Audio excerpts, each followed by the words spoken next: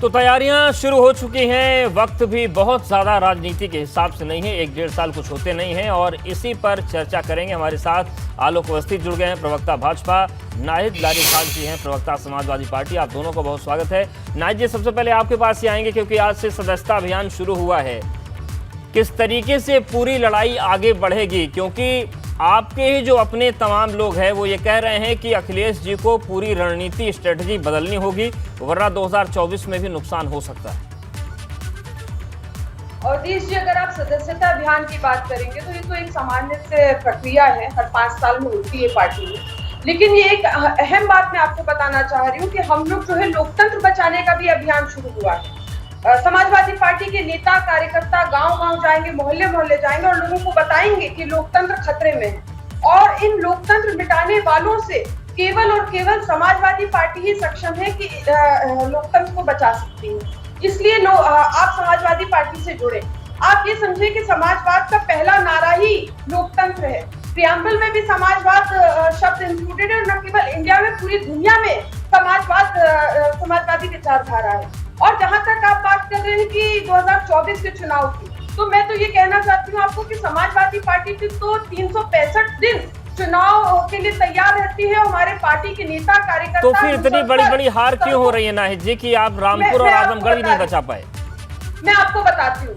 देखिए, समाजवादी पार्टी नेता कार्यकर्ता मुसलसल सड़कों पर जनता के बीच में, इसीलिए तो आप देखिए कि पीएम के क्षेत्र वाराणसी में एमएलसी चुनाव भारतीय जनता पार्टी हारी, समाजवादी पार्टी जीती और पंचायत चुनाव भी भारतीय जनता पार्टी हारी, समाजवादी पार्टी जीती। यहाँ तक अयोध्या, मथुरा, इलाहाबाद पूरा समाजवादी पार्टी जीती और भारतीय जनता पार्टी हारी। गोरखपुर आधा साफ हो गया। मैं पंचायत चुनाव की बात करें। और जहां तक आप बात करें कि अभी जीती और अभी कैसे हार गए आप लोग, तो आपके सामने तो सब कुछ आप तराजू में लेकर बैठ के तौल लीजिए। 2017 का इलेक्शन तौल लीजिए और 2022 का इलेक्शन तौल लीजिए। ठीक है, कि 2017 बिल्कुल यही तौलना जरूरी भी है। आलोक अवस्थी जी, सभी के अपने दावे हैं, सभी की अपनी तैयारियां हैं, लेकिन देखिए ये नई बात सपा की तरफ से सामने आ गई। आप लोग रामपुर और आजमगढ़ बोलते हैं तो बोल रहे हैं कि वाराणसी में हमने सेंध लगाई है एमएलसी चुनाव में। जनता पार्टी की सीटें भी घटी है और वोट परसेंटेज भी घटा है। और देखिए अवधेश जी, अगर समाजवादी पार्टी के प्रवक्ता शांत हो जाएंगी तो मैं अपनी बात कह पाऊंगा।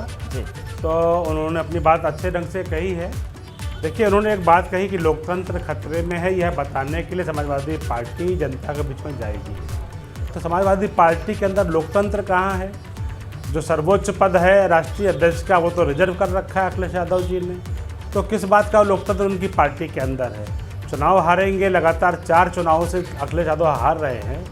नगर निगम के चुनाव हो या पंचायत चुनाव, वो भी वो हार रहे हैं। 2 बार विधानसभा का चुनाव हार चुके हैं, 2 बार लोकसभा का चुनाव हार चुके हैं। उसके बाद भी वो कहते हैं कि इस्तीफा जो है खाली पार्टी के जिलाध्यक्ष देंगे, राष्ट्रीय कार्य समिति भंग कर देंगे, खाली जो है उसके बाद वो अध्यक्ष बने रहेंगे। जबकि पार्टी के नेता और नीति तय करने वाले तो श्रीमान अखिलेश यादव जी हैं।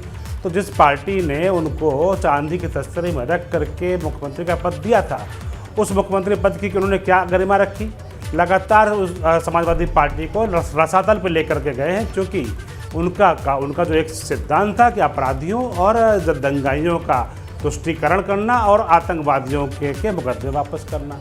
तो जनता ने उनको नकार दिया है। तो किस तरह का लोकतंत्र खतरे में है, या तो हमारी बहन जो लारी जी कह रही थी, यह मैंने आपके सामने रख दिया है। दूसरी बात मैं कहना चाहता हूँ कि उन्होंने पंचायत चुनाव की बात करी है। पंचायत चुनाव में मात्र 5 जिला पंचायत के अध्यक्ष समाजवादी पार्टी के जीते हैं। तो कौन सी पंचायत चुनाव जीतने की बात कर रहे हैं? मुझे आश्चर्य होता है।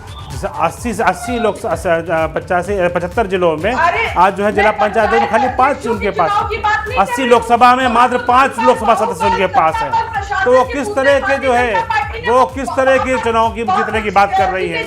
एसी कमरे से बाहर नहीं निकलते, या आरोप जो है उनके गठबंधन दल के उनके साथी ने, ओम प्रकाश राजभर ने आरोप लगाया कि एसी कमरे से जो है अखिलेश यादव बाहर नहीं निकलते हैं। तो पार्ट टाइम पॉलिटिशियन की कहाँ जगह है? तो वो चाहे वो जो है अपने सदस्यता अभियान चलावें या वो कुछ भी करें, लेकिन जनता पार्ट टाइम पॉलिटिक्स को नकार चुकी है। बिल्कुल नाहिद जी, देखिए ये सवाल तो है, आपके ही गठबंधन के नेता जब ये कहें कि अखिलेश जी एसी से बाहर नहीं निकल रहे हैं, तब तो सवाल बन जाता है, क्योंकि अपने ही लोग सवाल उठा रहे हैं। ठीक है, मैं दोनों बात का आपके जवाब देती हूँ। पहले तो जो ये बोल रहे हैं कि कहाँ लोकतंत्र खतरे में है, तो वो मैं उसको बता दूं कि माननीय अखिलेश यादव जी और समाजवादी पार्टी निरंतर कहती चली आ रही है कि राजनेताओं, अपराधियों और नौकरशाहों का गठबंधन लोकतंत्र के लिए खतरा है। और अब आप देखिए, कल ही हाईकोर्ट के लखनऊ बेंच ने कहा कि राजनेता, अपराधियों और नौकरशाहों के बीच का गठजोड़ खत्म होना चाहिए। आगे यहाँ तक कहा कि अपराधियों, ठगों और कानून तोड़ने वालों के हाथों में जा रहा है भारत का लोकतंत्र। स्पष्ट दिख रहा है कि माननीय कोर्ट कह रही है, सत्ताधारियों के लिए बात कह रही है। आगे यहाँ तक माननीय हाईकोर्ट की लखनऊ बेंच ने कहा कि संसद और चुनाव आयोग से हम निरंतर कह रहे हैं कि इस पर ध्यान दें, लेकिन कोई इस बात को सुनने को तैयार नहीं। तो लोकतंत्र निश्चित रूप से खतरे में और भारत का पूरा लोकतंत्र खतरे में है। और रही बात जो इनकी चिंता बार बार होती है भारतीय जनता पार्टी को हमारे राष्ट्रीय अध्यक्ष जी को लेकर, तो भाई अभी तो उन्हें 5 साल ही हुआ राष्ट्रीय अध्यक्ष हमारी पार्टी का बने हुए, जब से इनको परिवारवाद भी दिखने लगा और जब से इनको लोकतंत्र भी दिखने लगा, लोकतंत्र खतरे में भी पार्टी में दिखने लगा। दरअसल परिवारवाद तो बहाना है और लोकतंत्र की बात जो हमारी पार्टी में ये बात कर रही है, सब बहाना है। इनको दरअसल पिछड़ों, दलितों और ब्राह्मणों को गरियाना है, क्योंकि इनकी पार्टी की बुनियादी 6 अप्रैल 1980 कोटला मैदान में जो है पिछड़े दलित विरोध पर पड़ी। और जहां तक आप बात करें माननीय अखिलेश यादव जी की कि वो निकलते नहीं है, अरे माननीय अखिलेश यादव जी का आप उसी से समझ लीजिए कि आजादी के बाद पहले ऐसे नेता हैं जिन्होंने रात्रि जागरण की 16 नवंबर की रात को, और उनके साथ लाखों लाख के जनमानस जो सड़कों पर थी काली कृषि कानून के विरोध में जो रात्रि जागरण हुआ, और उससे डर कर सहम के भारतीय जनता पार्टी की सरकार को दूसरे दिन ही। तो फिर दिक्कत नाहिद जी कहाँ आ रही है? अगर रात्रि जागरण कर रहे हैं तो ये सपा की सत्ता का अंधेरा बढ़ता क्यों जा रहा है? सवाल तो यही है। वो कुछ भी कर, ये आपके देखने का नजरिया है, या आपके देखने का नजरिया है कि सपा बढ़ता जा रहा। अरे मैंने तो आपसे शुरू में कहा कि आप तराजू में क्यों नहीं तोल ले रहे? आप खुद दिख जाएगा कि 2017 में समाजवादी पार्टी की कितनी सीटें थी और बीजेपी की कितनी सीटें थी, और 2022 में सपा बीजेपी की कितनी सीटें। सपा की सीटें बढ़ी है, वोट परसेंटेज बढ़ा है, और भारतीय जनता पार्टी की सीटें भी, ठीक है, वोट परसेंटेज बढ़ा है, लेकिन जीत हार तो जीत हार होती है। लेकिन आलोक अवस्थी जी, आपने उस सवाल का जवाब नहीं दिया जिस सवाल को नाहिद जी ने उठाया था कि अगर बीजेपी रामपुर और आजमगढ़ की बात करती है तो हम फिर वाराणसी की बात करते हैं। वाराणसी में हमने सेंध लगाई है एमएलसी चुनाव में। अरे एक सेकंड और दे भारतीय जनता पार्टी वो पार्टी है जो लगातार जनता के विश्वास की प्रतीक है। गरीब जनता के लिए हमारे जो प्रधानमंत्री हैं नरेंद्र मोदी जी, जो एक गरीब का बेटा है, पिछले जाते से आता है, उसने उस गरीब कल्याण की बागडोर हाथ संभाल रखी है। आज गरीब का फ्री में इलाज होता है, आज गरीब को अपने घर के जेवर नहीं बेचने पड़ते हैं, आज गरीब झोपड़ी में नहीं रहता, उसके लिए पक्का मकान जो है सरकार बना कर दे रही है, घर में फ्री में बिजली कनेक्शन देती है, आज साल में 2 सिलेंडर फ्री में देती है। तो यह जो है गरीब की जो मूलभूत आवश्यकता है वो भारतीय जनता पार्टी सरकार कर रही है। राशन उनके घर में फ्री में पहुंचता है। तो समाजवादी पार्टी किस तरह की गरीबों की बात करती है, यह तो मुझे आश्चर्य होता है। रही बात उन्होंने जो आपने कही कि उन्होंने कहा अपराधियों और नेताओं का गठबंधन समाप्त होना चाहिए, हमारी बहन ने बहुत अच्छी बात कही है। तो वो जनता लगातार कर रही है अखिलेश यादव को हरा करके, क्योंकि अपराधी और नेताओं का गठबंधन जो था वो सिर्फ समाजवादी पार्टी के साथ था, और लारी जी की जो बात है जो कही है वो जनता अखिलेश यादव जी साथ बराबर कर रही है। और अखिलेश यादव जी, आपको तो 2012 में पूरी बहुमत की सरकार दी गई थी चांदी की तस्करी में परोस करके, क्योंकि आपने तो कभी जो है डिवाई फटती कैसे है, किसान गरीबी में कैसे रहता है, गरीब जनता मजदूर कैसे रहता है, तो आपने कभी देखा नहीं। चांदी के पाले में आप पले, व्हाइट हाउस जैसे मकान में आप रहते हैं, मर्सिडीज गाड़ी से नीचे उतरते नहीं हैं। तो उसके बाद आप लगातार चुनाव क्यों हार रहे हैं? इसीलिए आप चुनाव हार रहे हैं क्योंकि आप गरीबी जानते नहीं है। गरीबी की मूलभूत आवश्यकता क्या है आप जानते नहीं है। तुष्टीकरण की राजनीति में सबसे आगे समाजवादी पार्टी रही है। 2014, 2017, 2019, 2022 के 4 चुनाव हुए हैं, उनमें लगातार आपकी जो है आपका जो है क्या कहते हैं सोपड़ा साफ हुआ है। यहाँ तक कि नगर निकाय में खाता नहीं खुला आपका। पंचायत चुनाव में मात्र खाली 5 जिलों में आप की सीटें। तो किस तरह की समाजवादी पार्टी है कि जनता उसको बराबर नकारते हुए दिखा रही है। तो मुझे लगता है कि लारी बहन आपको अपने नेता को कहना चाहिए कि वो कृपया अपने गिरबान में झांके और पार्टी में एक स्वस्थ लोकतंत्र लाएं। पिता की सीट को छीन करके लाना, दज बन जाना एक अलग बात होती है, इसको संभाल पाना यह एक बहुत बड़ी बात है। उन्होंने तो चाचा को बाहर निकाल के रखा, उन्होंने तो अपने चाचा को बाहर निकाल के रखा, उनके ऊपर गठबंधन के नेता उन पर आरोप लगा रहे हैं। तो यह किस तरह का लोकतंत्र समाजवादी पार्टी को पूछते तक नहीं है। आडवाणी जी पार्टी के शीर्ष नेता रहे हैं और आडवाणी जी हमारे सम्मानित नेता हैं। एक भी बयान आडवाणी जी ने नहीं दिया। मुलायम सिंह यादव ने तो कहा था मेरा बेटा नालायक है, ऐसा बेटा भगवान किसी को न दे। ये मुलायम सिंह यादव का सार्वजनिक बयान है, उनके ठीक पिता का जिनसे राष्ट्रीय अध्यक्ष का पद का छीना है। उनके चाचा ने कहा है कि हमको ठगा है, उनके चाचा ने आरोप लगाया ठगा है। भारतीय जनता पार्टी के किसी वरिष्ठ नेता ने कुछ नहीं कहा है। यह सबसे बड़ा जो है पार्टी के संगठन की हमारी रीति नीति रही है। नाहिद लारी जी, ये बताइए कि जिस तरीके से बार बार आरोप बीजेपी लगाती है और परिवार पर सीधे आती है, जो चीजें 2017 में हुई थी वो सबने देखा कि किस तरीके से मुलायम सिंह जी और अखिलेश यादव दोनों ने पार्टी पर दावा किया और चुनाव आयोग ने कहा कि ये पार्टी अखिलेश जी की। लेकिन सवाल है कि अब क्या रणनीति आप लोग बदलने जा रहे हैं जिससे बीजेपी को मुंह की खानी पड़ेगी? अवधेश जी, पता नहीं आपके ऊपर भी मैं वाकई में आपको कुछ कहना तो नहीं चाहती। नहीं आप कहिए, मैंने तथ्य बोला है नाहिद जी, आपको बुरा लग सकता है। चुनाव आयोग की वेबसाइट पर जाइए, डिटेल्ड फैसला है। आपकी बैठकें नहीं हो रही थी संविधान के मुताबिक और पार्टी को अखिलेश जी को दे दिया गया।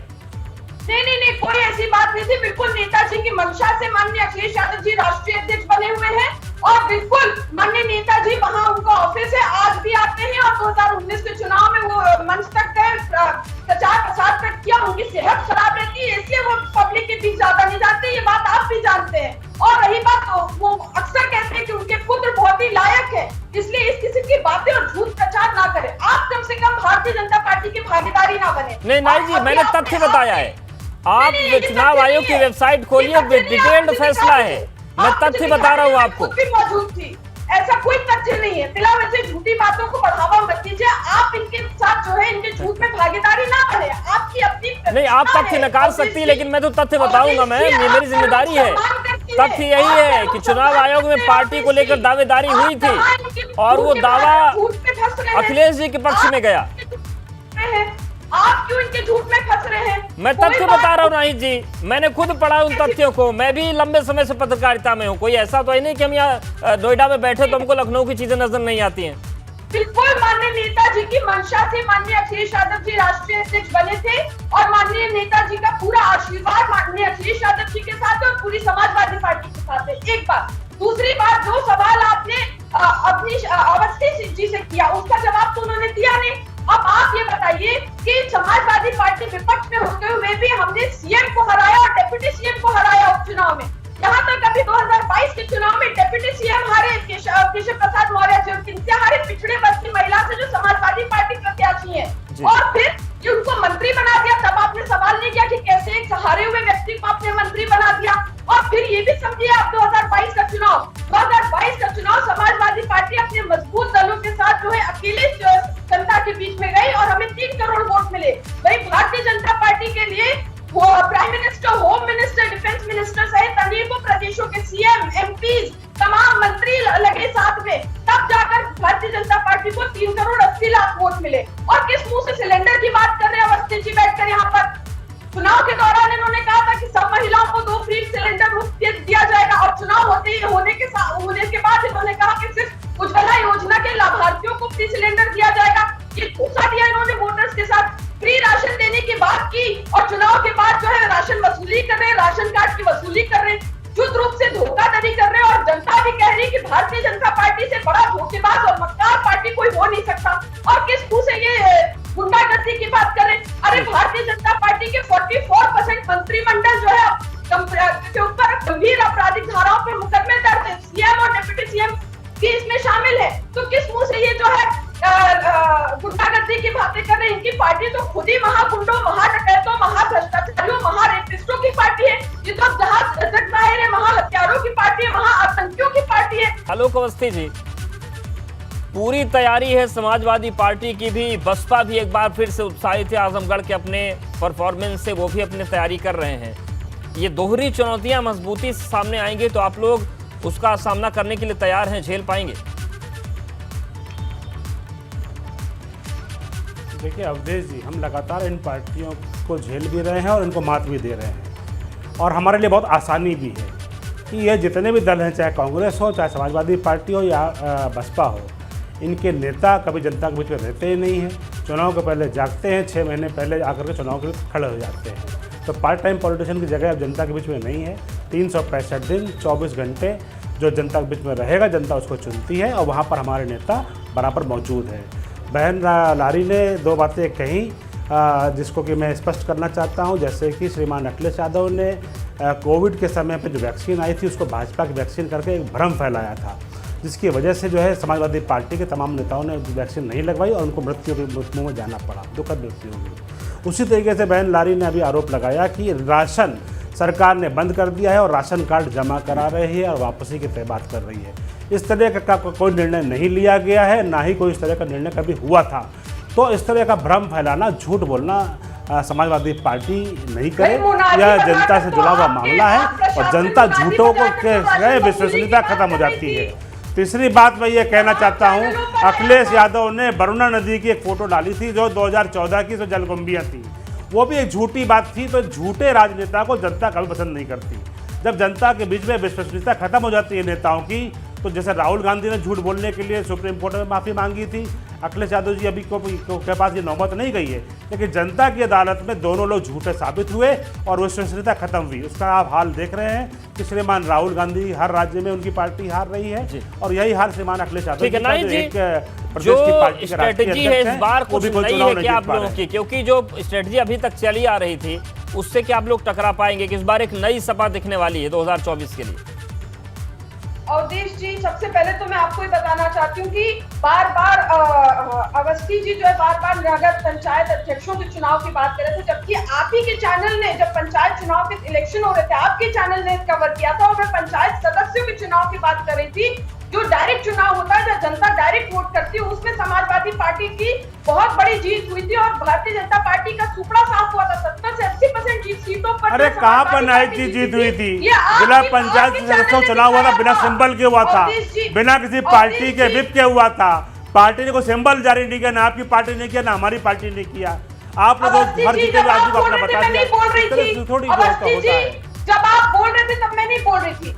ये अवधेश जी आपके चैनल ने कवर किया था, मेरे पास इसकी रिकॉर्डिंग भी रखी हो, मैंने इसकी सराहना भी की थी कि आपने कवर किया था। और रही बात पंचायत अध्यक्ष चुनाव की, तो उसमें जरूर भारतीय जनता पार्टी ने धन, बल, सत्ता और प्रशासन के बूते जो है वो चुनाव जीता था। वो डायरेक्ट चुनाव नहीं था, वो इनडायरेक्ट चुनाव था, वो व्यक्ति वोट करते उसमें। और रही बात जो ये बात कर रहे हैं कि ये जनता के बीच में, अरे भारतीय जनता पार्टी केवल गोदी मीडिया, गोदी नेता और अरबों रुपए के झूठे विज्ञापनों के माध्यम से इनकी सरकार 5 साल 100 दिन से चल रही है। धरातल पर तो त्राही त्राही मची है, बर्बादी है, हर जगह आपत्ति है सर। नौजवान, मजदूर, किसान आफत में है, महिलाएं उत्पीड़न का शिकार हो रही है, इज्जत आबरू महिलाओं की लूटी जा रही है, बिजली पानी की त्राही है, लॉ एंड ऑर्डर ध्वस्त है, जगह जगह डकैती हो रही है। अभी आगरा में कल जो है गुप्ता व्यापारी, संपत्ति व्यापारी की जो है की हत्या। तो भाई जी, क्या इस बार ये मुद्दे आप लोग समझा ले जाएंगे, क्योंकि ये मुद्दे तो हर बार आप लोगों ने उठाए हैं जनता के सामने?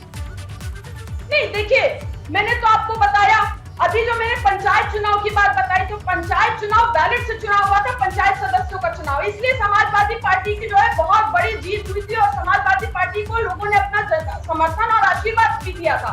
लेकिन उसी प्रकार विधानसभा का जो चुनाव हुआ, वो भी अगर बैलेट से चुनाव होता तो हम तब भी जीतते, लेकिन ये तो ईवीएम से चुनाव हुआ था। ईवीएम तो जिस देश में अमेरिका में। ठीक है, आखिरी रिएक्शन आलोक जी, आपका वक्त नहीं है। वो कह रहे हैं कि अगर ईवीएम से चुनाव होगा तो दिक्कत रहती है, डायरेक्ट करवा लीजिए, जीत जाएंगे। भारतीय जनता पार्टी की सरकार में साधु संत अवधेश जी, अगर ईवीएम से चुनाव होता और हो रहा है बराबर देश के अंदर, उसमें अखिलेश यादव की सरकार भी बनी थी ईवीएम से और मायावती की सरकार भी ईवीएम से बनी है। देश में जो अन्य सरकारें हैं जहां भाजपा नहीं जीत पाई है, वहां पे भी ईवीएम से चुनाव हुआ है।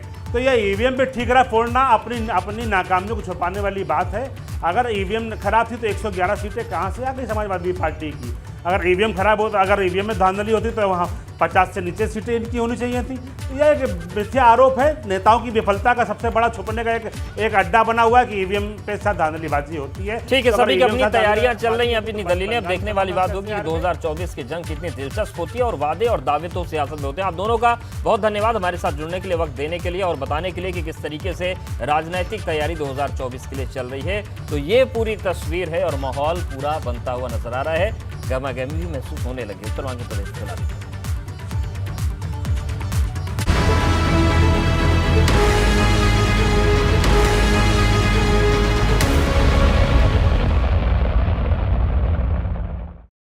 बेस्ट चॉइस सोयाबीन तेल, बेस्ट चॉइस सोयाबीन तेल, स्वाद में हिट, बजट में फिट। अंबा शक्ति प्लांट की वर्ल्ड रेनाउंड टेक्नोलॉजी देती है स्टील को ज्यादा ताकत हर बार। अंबा शक्ति SDTMT। चुटकुला समझ नहीं आया? समझ तो ये नहीं आता कि खेत धान का या खरपतवार का। तो इसमें समझना क्या है दोस्त? ले आओ धान के खरपतवारों का स्पेशलिस्ट ग्रीन लेवल। IIL के ट्रैक्टर ब्रांड का ग्रीन लेवल, धान के खरपतवारों का स्पेशलिस्ट। क्या बात है मोहन, नया ट्रैक्टर, बहुत तेजी से तरक्की हो रही तुम्हारी। जब यूपी में गन्ना किसानों को मोदी जी और योगी जी का साथ मिलेगा तो तरक्की तो होगी ही। कैसे भाई? योगी जी ने 100 दिनों में 12,000 करोड़ रुपए से अधिक का गन्ना मूल्य का भुगतान किया है। जब गन्ना किसानों को पहले से ज्यादा और समय पर भुगतान मिलेगा तो उनकी तेजी से तरक्की तो होनी है भाई। एसिडिटी, हार्टबर्न और गैस को खत्म करे कम से कम समय में और पेट को रखे कूल लंबे समय तक। प्रोटैंस, ईट हैप्पीली, लिव हैप्पीली। कुछ लोगों को लगता है कि एक से ज्यादा काम कोई अच्छे से कर ही नहीं सकता है, उनको गलत लगता है। Super athlete. सुपर तो वही जो है हर चीज में आगे। सुपर दे बेहतर सुरक्षा जो इंजन की उम्र बढ़ाए और साथ ही आपकी बचत को भी।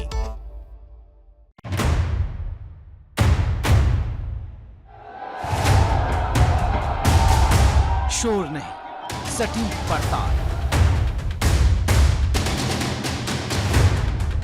हर खबर के अंदर का हाल, सच की तह तक जाने का प्रण।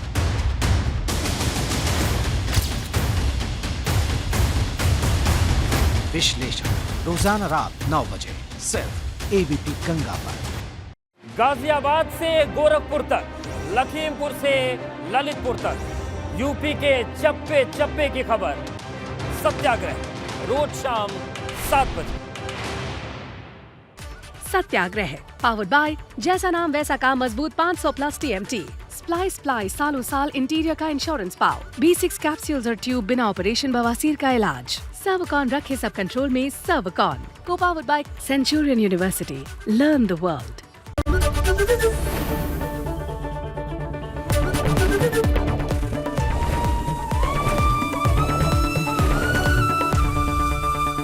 ABP गंगा, खबर आपकी, जुबान आपकी।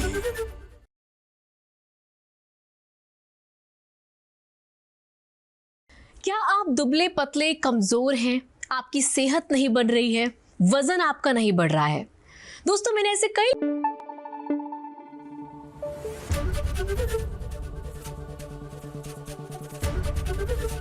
ABP गंगा, खबर आपकी, जुबान आपकी।